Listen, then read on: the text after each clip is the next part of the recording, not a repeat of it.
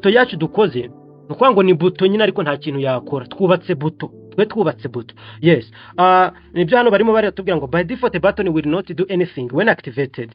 However, ariko you can add some JavaScript code to make the button interactive, such as showing an alert in this case. So click on the show alert button to see an alert pop up and the screen to interact. So now here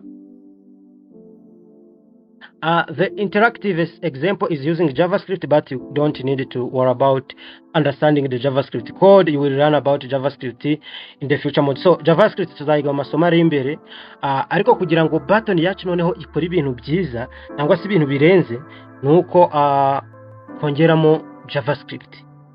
For example, natwe katwongeremo JavaScript. So wenda okay nk'abantu bari hano wenda twizeho CSS nkeya. For example kaze hano muri style wenda dushiramo aga CSS gakiya wenda button,